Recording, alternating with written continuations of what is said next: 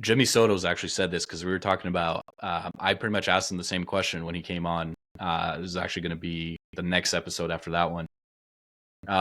He told me, he says he wanted to make like an Instagram reel, but he kind of hesitated because he hasn't. I mean, you don't want to disrespect a person who's dead. He said Tim Duncan or Kobe Bryant. Yeah. Where's that? Like, who's ahead of who in the all-time ranking? So I will say, love Kobe, love Timmy D, obviously. I don't want this to come off the wrong way. I think the fact that Kobe is no longer with us, and RIP Kobe, love Kobe, I think that can add to his value from a fan's point of view. I think if we're just talking pure basketball ability and impact on the game and accolades and however you want to view one player being better than the other, Tim Duncan just hasn't beat. Tim Duncan is one of the best power forwards of all time. Kobe Bryant, one of the best shooting guards of all time. I still think Timmy D has that slight edge over him. Kobe's obviously one of the greats, has had such a unreal impact on the game of basketball. Since we were kids, you throw something in the trash, what player's name are you yelling? Kobe Bryant. Timmy D, though, is just that quiet assassin where he will just give you 40 and 15 and he won't say a word to you. He'll just slap you on the butt and be like, hey, good defense, buddy. Like, you tried. Good one, man. Like, he'll just compliment you. And then he won't say a word after that. And his game is just so fundamental. It's just so textbook. Like, I started loving, shooting off the backboard after watching Timmy D growing up. Like, things like that. That's a personal anecdote, obviously, but that's my long-winded answer of saying Timmy D over Kobe.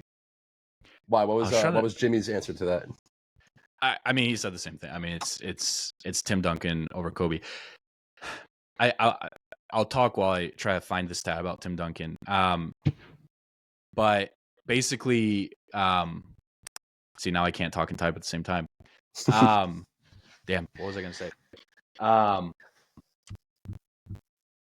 I do agree with your point about Kobe passing away and how it has elevated him in certain regards.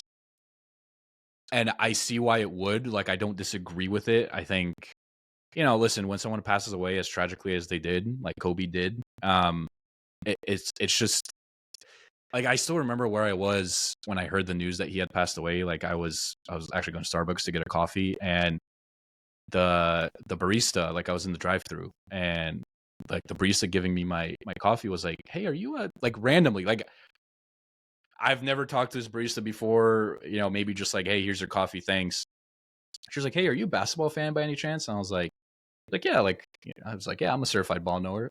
No, I was like, imagine. Yeah, I was like, yeah, and she was like, do you know who Kobe Bryant is? And I was like, yeah, of course I know Kobe. Like, oh, like, he just passed away. And I was like, it's like, what? Like, bro, what do you mean? What do you mean he just passed away? Like, I get goosebumps, dude. Like, I literally have goosebumps right now. Like, it was so tragic. I mean, obviously, it goes without saying, so just, I mean, unimaginable at the time, and it still is. So, like, I get your point. Like, you do want to be careful with, like, some of the things that you say, because obviously you want to be respectful and all that. But at the same time, like, I do think, just the kind of surrounding, kind of vibe around Kobe and what it was, especially after his death. I think people, when it comes specifically to his game, I think remember it a little more fondly than it sometimes was. And so to that point, I would say Tim Duncan, I mean, I think he's ahead of Kobe in my rankings. And I think the stat I was trying to look up, I don't think Tim Duncan has ever won less than 50 games in the regular season. I think those Spurs teams always won more than 50. Ridiculous. It might have been that one lockdown year, like that lockout year. Oh yeah, maybe they won less than 50. Yeah. Yeah, that's wild. I didn't hear that, but I mean, I would believe it. He's always just been on SAG teams. Like, when he came into the league, he had David Robinson, and then Tony Parker, Manu, obviously, Kawhi. Yeah. He's just been on real teams. Yeah. No, it's I'm trying to see. I just had ChatGPT. I don't know if this is actually gonna if it's gonna come up. But yeah. No Spurs team ever won fewer than 50 games in a full NBA season with Tim Duncan. The only times they didn't reach 50 wins were in lockout shortened seasons where 50 wins weren't even possible. Yeah. That's a crazy wild, stat. dude.